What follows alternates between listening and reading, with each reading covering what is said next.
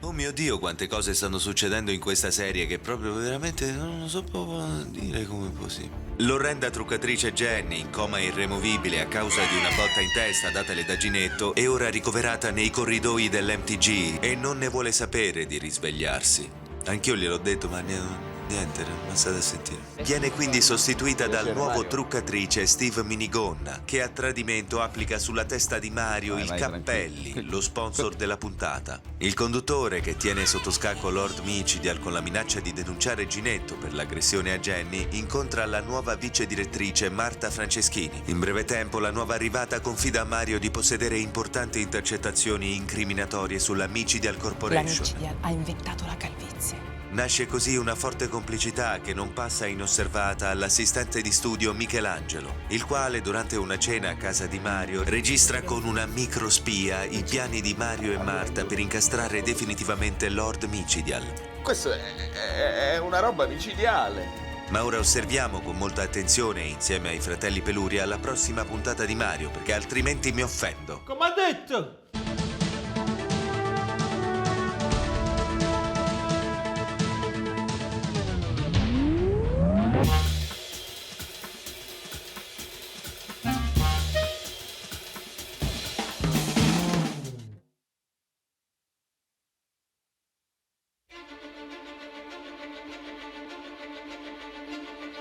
11 settembre, Scieki, attentato a Kevin, Scieki, attentato a Kevin, la calvizie.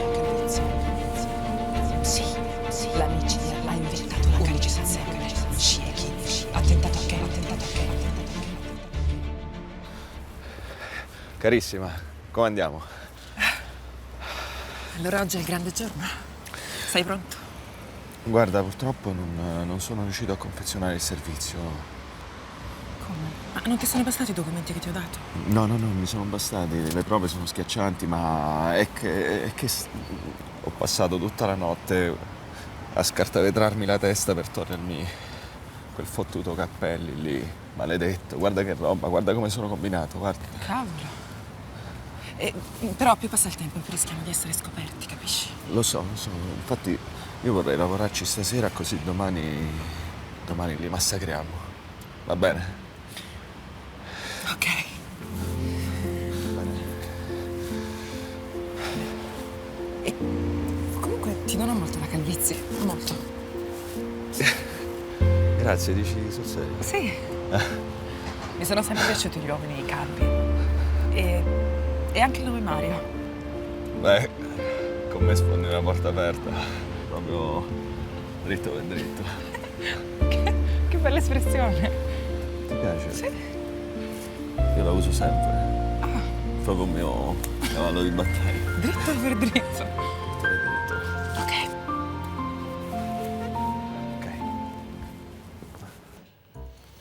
Ciao Giaffro, Oh, ciao Ricky, com'è? tutto a posto? Posso sottoporti a una gag che a mio parere è molto divertente? Sì, ma veloce che tra 2 minuti siamo in onda, Cosa ti sembra? Ma cos'è, una banana che sceglie i pantaloni? Ma no, Un gatto? ma no, dai, Che ne so, un cappotto? ma no, un cappotto, il P,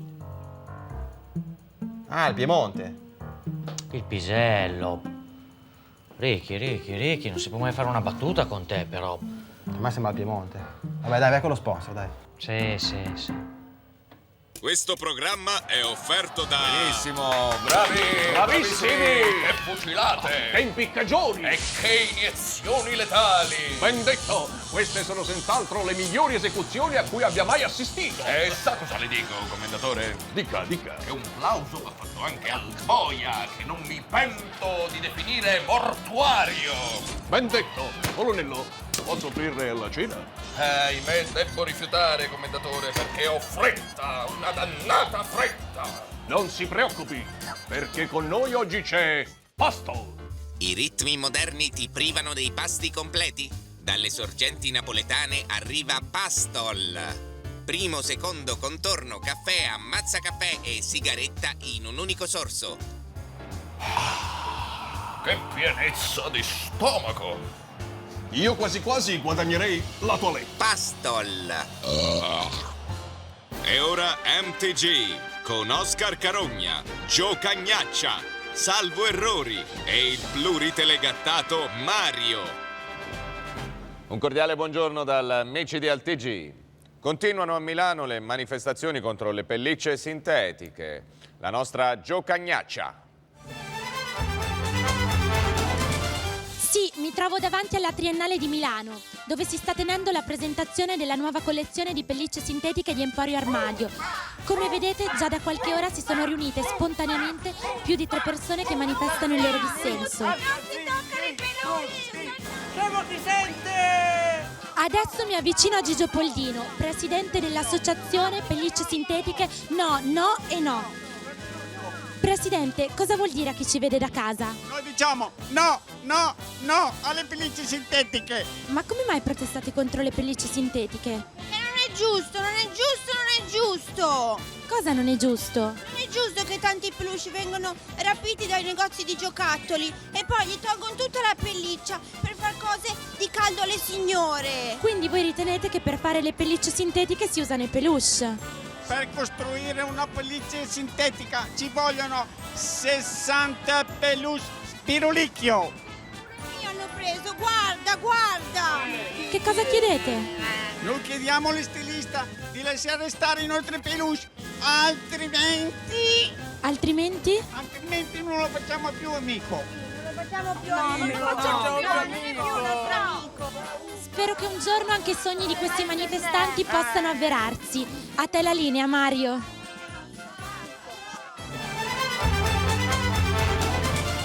E ora le scottanti intercettazioni pubblicate dal settimanale Urca. Sentiamo cosa dice l'onorevole Renzulli a un suo collega di partito.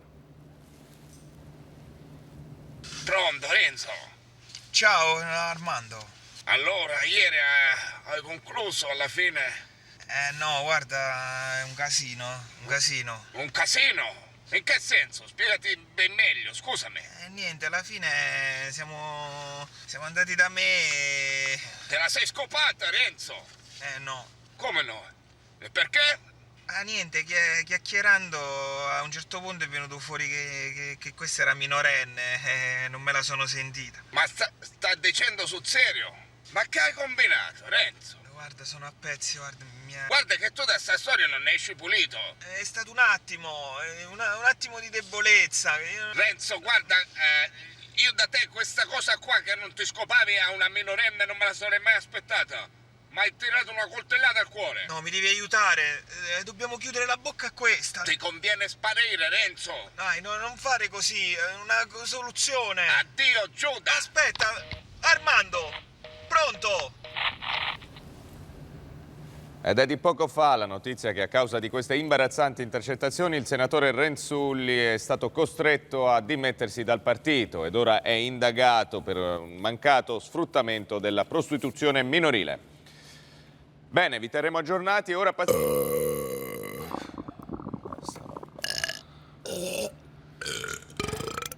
niente, vabbè.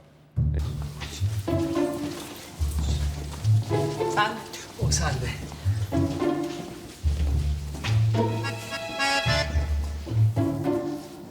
Avanti! Permesso. Buongiorno, presidente e direttore. Ah, Michelangelo, come andiamo? Bene.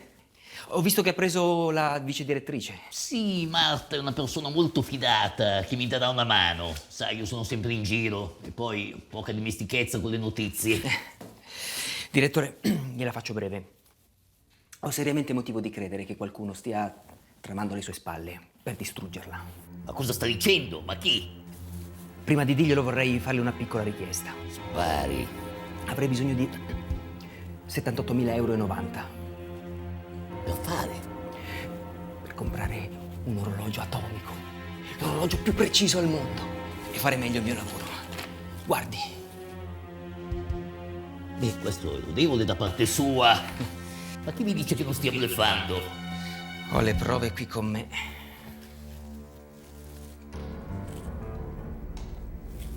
Le dice niente 11 settembre, omicidio Kennedy, calvizie. Faccia vedere queste dannate prove. E chi mi dice che lei mi darà i 78.000,90 euro? Parola domiciliare.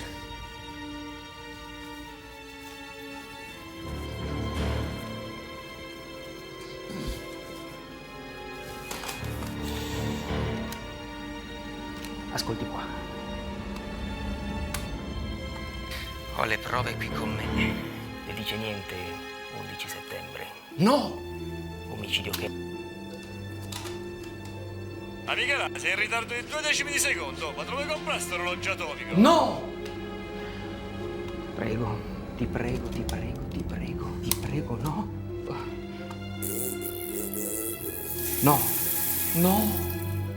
L'ho lasciato in retta stamattina.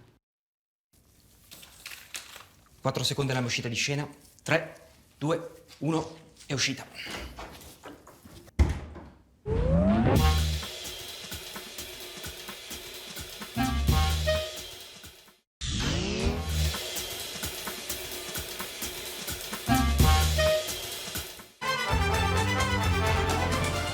Sono state approvate in Parlamento le nuove modifiche al codice della strada. Tra i tanti cambiamenti, per i comuni italiani c'è l'obbligo di inserire i nuovi dissuasori di velocità, considerati molto più efficienti dei vecchi dossi artificiali. Alti 1,5 metri, realizzati in cemento armato, avranno lo scopo di rendere la vita dei pedoni e dei ciclisti più sicura. Ed ora una notizia fuori dagli schermi. Mario! L'Italia è uno dei paesi maggiormente colpiti dai peli. Un italiano su 2 è infatti ricoperto da una folta peluria. Per questo motivo lo Stato ha deciso di istituire una tassa sui peli nel tentativo di risanare il debito pubblico. Ce ne parla il nostro inviato Sandro D'Aragozzi. Noi ce l'abbiamo tutte e due i peli, ma ci fanno una minestra, una cosa di tasse. Ma che una tutte e mazza. due? Mario ha detto 1 su 2 e tu sei quell'uno, tu le paghi le tasse. E io, perché tu non ce l'hai i peli, mo? Ma che c'ho? Che Tu c'ho? non ce l'hai. Che questi sono capelli, non lo vedi che ce l'ho pure in testa? Tu invece c'hai i peli in testa. Ah, io... Ma perché mi offendi? Perché mi demoralizzi? Ma che offendi? Che offendi? Quella è mastronatura, ne prendetela con lui. Maleducato volgare. Bene, e ora continuiamo con le notizie negli schermi.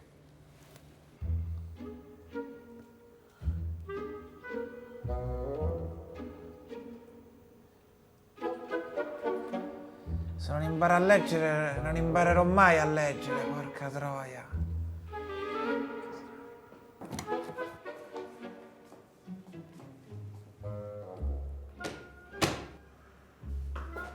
Carolina, che ci fai qua? Sono stata promossa da segretaria a politrice. Quando è buono, papà? Se veda Buonanima ci dice di chiamarmi e pare che ci voglio parlare. Ma lo sanno tutti che Buonanima se la sta spassando in Costa Rica. Ma se l'ho visto prima che l'hanno preso i truppi, l'hanno preso. Che stai dicendo?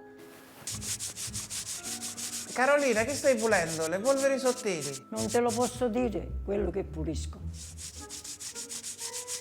E in questi giorni debutta a Milano uno spettacolo teatrale davvero originale. Il titolo è Il sogno di un amore di un'anima. Qui con noi c'è il protagonista. Buongiorno. Buongiorno Mario, grazie. Allora, di cosa tratta questo spettacolo? Sì, lo spettacolo per la regia di Rocco Maria Martulli è scritto a 2 mani da Ugo Pippili e Luca Vestoscalzi per le musiche fantastiche di Augusto Micasordo.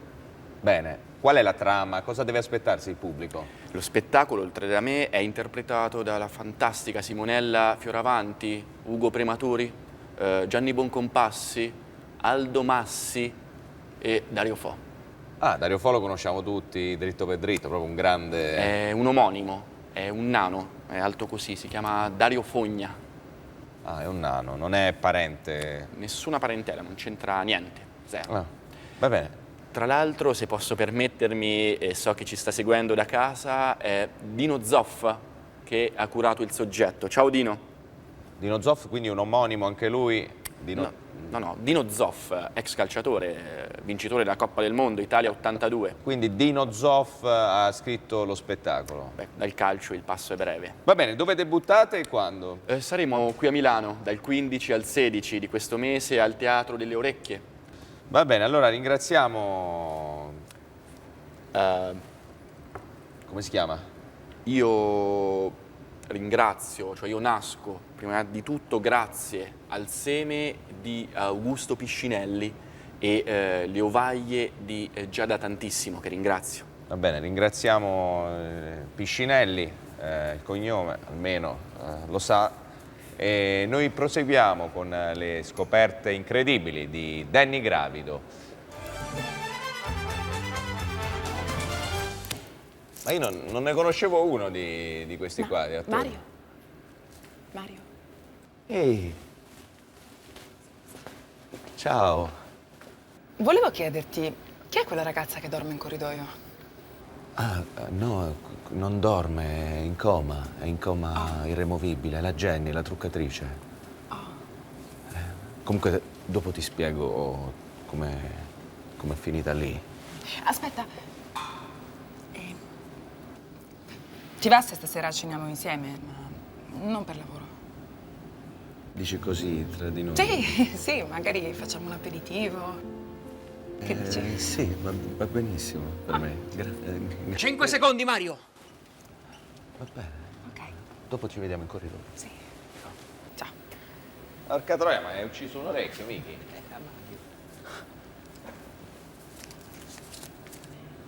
Ok, ci siamo. 3, 2, 1. Bene, il Micidi al TG finisce qui, per oggi è tutto. Io vi do appuntamento a domani, come sempre, dritto per dritto. Buonasera.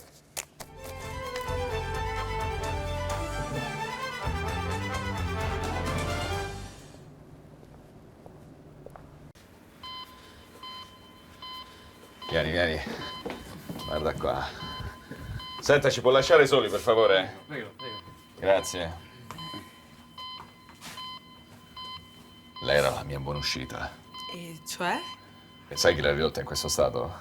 Figlio di Micidial. No, Inetto. Ginetto. Però io sono l'unico a saperlo. Quindi in pratica l'ho ricattato, perché se lei morisse, in pratica lui finirebbe nei casini.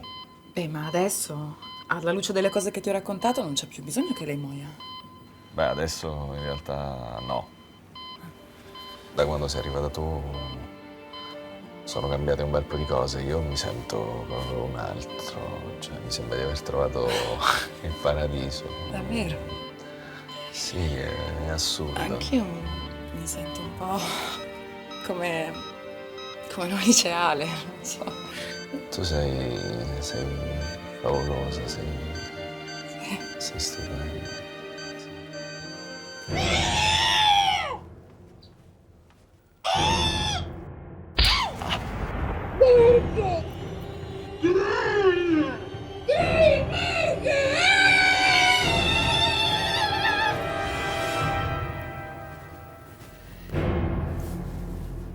Ottimo lavoro, Melanie. Solo un motto di gelosia avrebbe potuto risvegliare quel cetaceo. Grazie, papà. Melanie, papà. Ma quindi tu sei... Figlia, esatto. E io sono suo padre. E tutti quei file audio, quelle registrazioni, quei documenti che mi hai dato? Che cazzo erano quelle carte? Photoshop. È una fantastica applicazione di telefonino. iTragedy. Ma come fa un giornalista a credere a tutte queste stronzate? Perché io... E poi scusa, secondo te mi possono piacere gli uomini calvi? Per di più che si chiamano Mario. E adesso ti ritengo io per le palle.